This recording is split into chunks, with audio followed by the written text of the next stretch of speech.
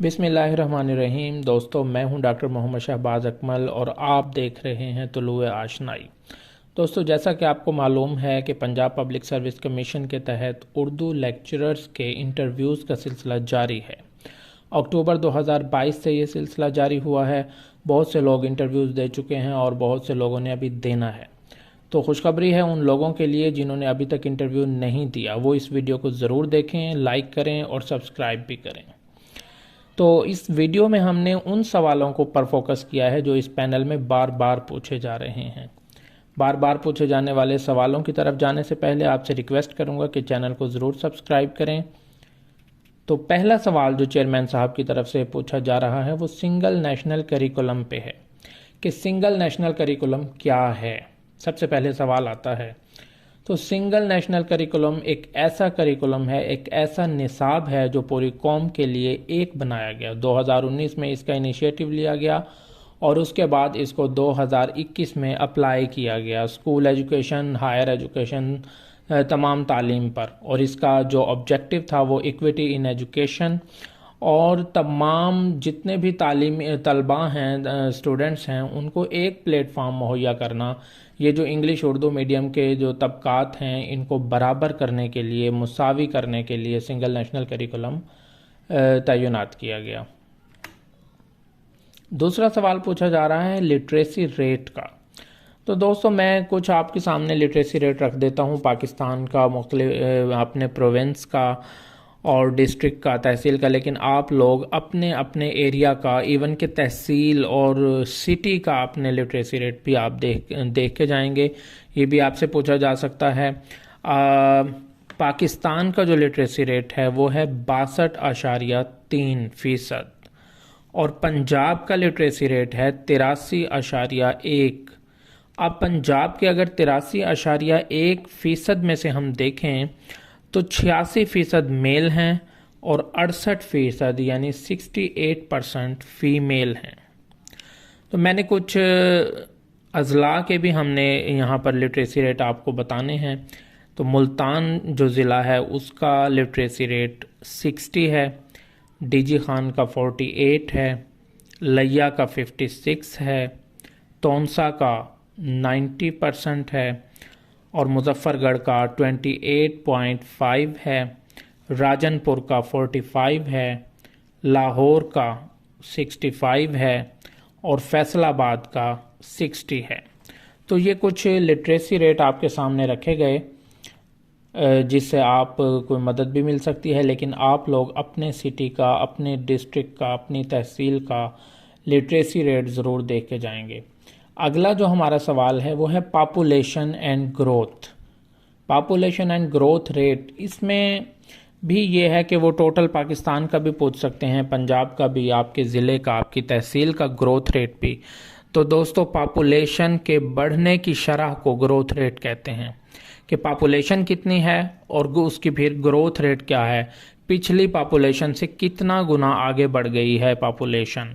تو ہمارے پنجاب کی جو ٹوٹل پاپولیشن ہے وہ ہے 29.6 ملین، 29.6 ملین۔ اور اگر ہم ملتان کی پاپولیشن دیکھیں تو 2.1 ملین، اور اسی طرح ڈی جی خان کی اگر دیکھیں ہم پاپولیشن تو یہ ڈسٹرکٹ ڈی جی خان کی 2.8 ملین، یہ پاپولیشن ہے۔ اب ہم گروتھ ریٹ کی طرف آتے ہیں تو گروتھ ریٹ پنجاب کا 6.89%، ملتان کا 2.23%، لیا کا 3.41% اور ڈیرہ غازی خان کا بھی 3.5% یہ گروتھ ریٹ ہے۔ آگے چلتے ہیں تو ایک پوچھا جا رہا ہے کہ پاکستان کا سب سے بڑا مسئلہ کیا ہے۔ تو دوستو، اس سوال کا جواب بھی آپ تیار کر کے جائیے گا اور آپ کی نظر میں جو بھی پاکستان کا بڑا مسئلہ ہو اس کو بیان کیجیے گا۔ اور سب سے بڑا اس میں جو آپ نے خیال رکھنا ہے وہ یہ ہے کہ کوئی متنازع مسئلہ نہ ہو، کوئی کنٹروورشل ایشوز کو آپ مسئلہ نہ کہیں، بلکہ جو ہمارا سوشل سب سے بڑا مسئلہ ہے اس کو ڈسکس کریں اور اس کے بارے میں مواد بھی تیار کر کے جائیں. مثال کے طور پہ ایک شخص کہہ دیتا ہے کہ پاکستان کا سب سے بڑا مسئلہ اوور پاپولیشن، بڑھتی ہوئی آبادی ہے، تو اس کو آبادی کے بڑھنے کے مسائل، اس کا سد باب، اس کے نتائج، یہ ساری چیزیں اس کو معلوم ہوں. اور آبادی پھر مختلف آپ کو معلوم ہے، جیسے میں نے ابھی پاپولیشن آپ کو بتائی. اور پھر پوچھتے ہیں کہ اس کا سد باب کرنے کا یہ مسئلہ ہے اگر، تو اس مسئلے کو ختم کرنے کا کیا طریقہ ہے، کیا حل ہے. تو اس کے لیے آپ کیا کہیں گے؟ آپ نے یہی کہنا ہے کہ شعور جب تک بیدار نہیں ہوگا، تعلیم اور آگہی نہیں ہوگی، جب ہم اس مسئلے کو مسئلہ سمجھیں گے تب ہم اس کے حل کی طرف بڑھیں گے. تو پاکستان کا سب سے بڑا مسئلہ، یہ بھی سوال انٹرویو میں پوچھا جا رہا ہے. دوسرا سوال پوچھا جا رہا ہے کہ پاکستان میں غربت کی شرح کیا ہے؟ تو پاکستان میں پہلے غربت کی شرح کیا تھی، اب غربت کی شرح کیا ہے؟ تو دوستو، پاکستان میں پہلے غربت کی شرح 40% تھی، جو اب تقریباً 50% سے تجاوز کر رہی ہے پاکستان میں غربت کی شرح. تو اگلا ایک سوال کیا جا رہا ہے کہ پینڈورا باکس یہ کیا ہے اور اس کی میتھ کیا ہے؟ تو پینڈورا ایک دیوی تھی جس کے پاس ایک باکس تھا، اور یہ مشہور تھا کہ اس باکس میں بہت ساری ایولز، مصیبتیں، علائم موجود ہیں. تو اس کی میتھ یہی ہے کہ اس دیوی کا وہ جو باکس تھا، جب وہ کھلتا تھا تو اس میں سے نئی نئی مصیبتیں اور علائم زمین پر پھیل جاتی تھیں. تو اسی طرح پینڈورا باکس کا اگر ہم اصطلاحی آج کے دور میں معنی، جن معنوں میں یہ استعمال ہوتا ہے، اس کا مطلب یہ ہے کہ ایک ایسا کوئی نیا پینڈورا باکس کھل جانا، یعنی ایک ایسا ذریعہ بن جانا جس میں سے اب نئی مصیبتیں اور نئے ایشوز جنم لیں گے، ایک ایسا سورس بن جانا جہاں سے نئی مصیبتیں اور نئے علام یہ پیدا ہوں گے، تو اسے ہم پینڈورا باکس کا نام دیتے ہیں. پاکستان میں اردو کا نفاذ کیوں ضروری ہے؟ پاکستان میں اردو نافذ ہے، اردو قومی زبان ہے. تو پہلے تو وہ آپ سے پوچھیں گے کیا اردو کو قومی زبان ہونا چاہیے؟ تو آپ نے ہاں میں جواب دینا ہے، کیونکہ ہماری قومی زبان واقعی اردو ہے. تو وہ پوچھیں گے کہ کیوں اردو ہی کیوں ہونی چاہیے؟ تو اس کا ایک سمپل سا جواب یہ ہے کہ اردو ہمارے پورے ملک میں کولیکٹیولی سمجھی اور بولی جاتی ہے. ہمارا کمیونیکیشن گیپ جو ہے، ہمارا جو ابلاغ کا مسئلہ ہے، وہ تقریباً 70% اس سے حل ہو جاتا ہے. جس علاقے کا بھی شخص ہے، وہ جب دو مختلف علاقوں کے شخص آپس میں بات کرتے ہیں تو وہ اپنی بات کرنے کے لیے اردو کو چنتے ہیں جو دونوں کو سمجھ میں آ جاتی ہے. تو آپ کہیے گا کہ میں سمجھتا ہوں کہ ملکی سطح پر اردو کا نفاذ اس لیے ضروری ہے کہ ہمارا کمیونیکیشن گیپ کم ہو جائے اور ہمارے آپس میں رابطے بھی بحال رہیں. کوئی ایک زبان ایسی ہونی چاہیے جو ہماری رابطے کی زبان ہو.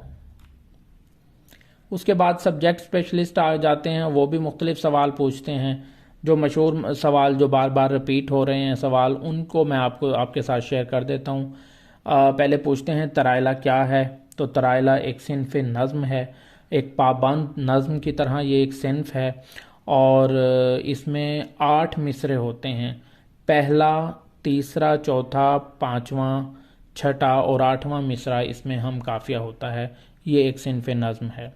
پھر پوچھا کہ اقبال پہ کوئی بھی جتنے بھی ناقدین اقبال کے ہیں، ان اقبال کے ناقدین کی کوئی تصانیف ہم سے شیئر کریں. تو آپ نے جو آپ نے یاد کی ہوئی ہیں ناقدین کی کتاب ان کو بتا دینی ہے. بعض لوگوں سے پوچھا جا رہا ہے کہ عروج اقبال کس کی کتاب ہے؟ تو آپ نے اس کا جواب دینا ہے کہ عروج اقبال افتخار احمد صدیقی کی کتاب ہے.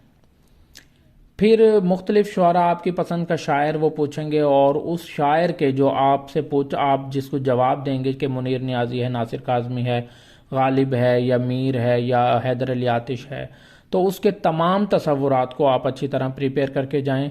جیسے اگر آپ غالب اس کا جواب دیتے ہیں کہ میرا پسندیدہ شاعر غالب ہے، تو غالب کے مختلف تصورات آپ سے پوچھے جائیں گے. اس کا تصور حسن پوچھا جائے گا، تصور انا پوچھا جائے گا، تصور رشک پوچھا جائے گا، اور غالب کے جمالیات کے بارے میں ڈسکس کیا جائے گا. تو غالب کا تصور حسن کیا ہے پوچھا گیا، تو آپ نے بیان کرنا ہے کہ غالب کا تصور حسن آفاقی ہے. وہ صرف ایک خیالی محبوب کی طرف توجہ نہیں کرتا، بلکہ اس کا جو محور حسن ہے وہ ایک گوشت پوست کا محبوب ہے، اور بلکہ کائنات کی جمالیات کے حسن کو بھی وہ اپنے تصور حسن میں جگہ دیتا ہے۔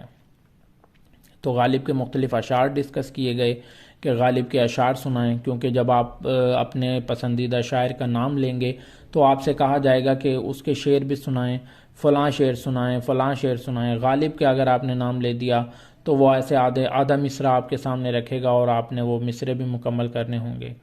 پھر دوستوں سے سوال کیا گیا کہ اقبال کی طویل نظمیں کون کون سی ہیں، تو انہوں نے بانگ درا کی کچھ نظموں کے نام لیے کہ شمع اور شاعر، خضر راہ اور طلوع اسلام وغیرہ۔ تو انہوں نے کہا جی کسی ایک کا شعر بھی سنا دیں، تو طلوع اسلام سے آپ وہ سارے سنا سکتے ہیں کہ ہزاروں سال نرگس اپنی بے نوری پہ روتی ہے۔ یہ بڑا آسان شعر ہے اور طلوع اسلام نظم سے یہ شعر ہے، آپ اس کو سنا سکتے ہیں۔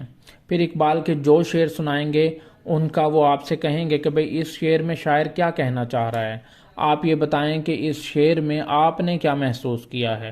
تو آپ یہ بھی تیار کر کے جائیں گے کہ آپ نے کون سا شعر سنانا ہے اس شاعر کا اور اس کا مفہوم کیا ہے، یہ بھی آپ لازمی اس پہ دھیان دیجیے گا۔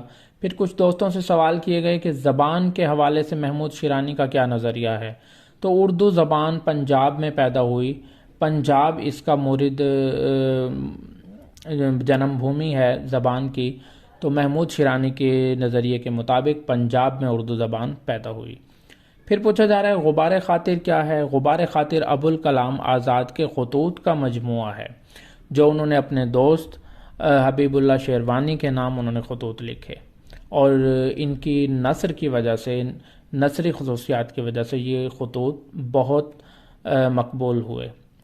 غبار خاطر میں چائے اور حلوے کا ذکر ہے، تو حلوے کا ذکر ایک آدھ جگہ ہے، لیکن زیادہ ابوالکلام آزاد کی محبوب جو شربت ہے وہ چائے ہے، مطلب پینے کی چیزوں میں انہیں چائے پینا بہت پسند ہے۔ اور یہاں انہوں نے لکھا ہے کہ چائے چائنا نے شروع کی تھی، اور چائنا میں جب یہ چائے پی جاتی تھی تو اس میں دودھ کا کوئی تصور نہیں تھا۔ دودھ چائے میں ملانا یہ انگریزوں کی ایجاد ہے، اور اس نے اسے بدعت کہا ہے۔ نظم معرہ کے بارے میں سوال کیا جاتا ہے کہ نظم معرہ کیا ہے، یا یہ بھی سوال آ جاتا ہے کہ نظم آزاد اور نظم معرہ میں کیا فرق ہے۔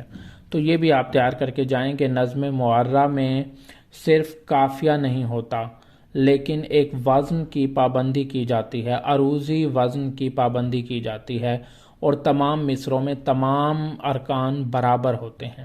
جبکہ آزاد نظم میں ایک ہی رکن کا آہنگ لیا جاتا ہے اور اسی کو فالو کیا جاتا ہے، اس میں نہ مصرے۔ اسماعیل میٹھی کی نظم معرہ کیا ہے؟ اسماعیل میٹھی نے بہت ساری بچوں کے لیے نظمیں لکھیں، اور اس نے جو نظموں کا روپ استعمال کیا وہ نظم معرہ کا روپ استعمال کیا۔ جیسے آپ نے اپنے بچپن میں قاعدوں میں ان کی پڑھی ہوں گی کہ نظم اسماعیل میٹھی کی دھنک نظم ایک ہے، وہ بھی بڑی مشہور ہے کہ می برس کے تھم چکا دھوپ ہے نکل رہی، آسماں پہ دفتن ایک کمان تن گئی، آدمی کی سوچ نے پھر گرا یہ کھول دی، رنگ اور روشنی اصل میں ہے ایک ہی۔ تو اس طرح کی نظمیں اسماعیل میٹھی نے لکھی اور نظم معرہ کو اس نے اپنایا۔ اگلا جو سوال کیا جاتا ہے وہ عبدالحلیم شرر کے ناول فردوس بریں کا پوچھا جاتا ہے کہ عبدالحلیم شرر نے ناول لکھا فردوس بریں، تو اس کا موضوع کیا تھا؟ تو اس کا موضوع فرقہ باطنیہ کی واردات تھی۔ فرقہ باطنیہ کو واضح کرنا تھا کہ یہ کیا ہے اور اس کے اثرات اسلام پر کیا پڑے۔ تو فرقہ باطنیہ ہوتا کیا ہے؟ تو ایسا فرقہ باطنیہ جو یہ خیال کرے کہ قرآن پاک کے اصلی اور باطنی معنوں میں تضاد ہے، تو اسے ہم باطنیہ کہتے ہیں، فرقہ باطنیہ۔ تو فرقہ باطنیہ کا جو بانی تھا وہ عبید اللہ قیروانی تھا، اور اس کے مختلف طبقے ہیں، جس میں سے ایک طبقہ اسماعیلیہ بھی ہے، اور انہوں نے اپنی جنت اور اپنی دوزخ بنائی ہوئی تھی۔ تو یہ خیال کیا جاتا ہے کہ یہ اسلام کو نقصان پہنچانے کے لیے یہ فرقے بنائے گئے۔ اس ناول کے پھر ہیرو ہیروئن کے بارے میں آپ سے جو بھی وہ پوچھے گا کہ پسندیدہ ناول کا نام بتائیں، جو ناول آپ تیار کریں گے اس کے تمام کردار، ہیرو ہیروئن اور ان کی ہیرو ہیروئن کا نفسیاتی مطالعہ، اس ناول کا پس منظر اور موضوع، یہ لازمی آپ تیار کریں گے۔ تو اسی طرح آزاد نظم اور نظم معرہ کا فرق بھی آپ کریں گے۔ فردوس بری کے جو ہیرو ہیروئن تھے، ہیرو کا نام زمرد اور ہیرو کا نام حسین تھا اور ہیروئن کا نام زمرد۔ پھر وہ کہیں گے کہ کوئی ہائی کو سنا دیں۔ آپ رسا چغتائی کے ہائی کو بڑے مشہور ہیں کہ رسا چغتائی کے بھی آپ سنا سکتے ہیں، محسن بھوپالی کے بھی سنا سکتے ہیں۔ جھینگر کی آواز دیواروں پر کھول رہی ہے تنہائی کے راز، جھینگر کی آواز دیواروں پر کھول رہی ہے تنہائی کے راز، یہ ایک ہائیکو ہے مثال کے طور پر رسا چغتائی کا۔ تو بعد میں آپ سے یہ بھی کہا جاتا ہے کہ اپنی پسند کا کوئی شعر سنائیں، اور آپ نے کوئی اچھا سا شعر اپنی پسند کا منتخب کر کے جانا ہے۔ اور انٹرویو میں ایک بات کا آپ خیال رکھیں گے کہ ان کی بات کو، جو پینل کے لوگ ہیں ان کی بات کو آپ نے کاؤنٹر نہیں کرنا، اور واپسی پر ان کا شکریہ ضرور کرنا ہے۔ اور بہت شکریہ، آپ ان چیزوں کو فالو کریں۔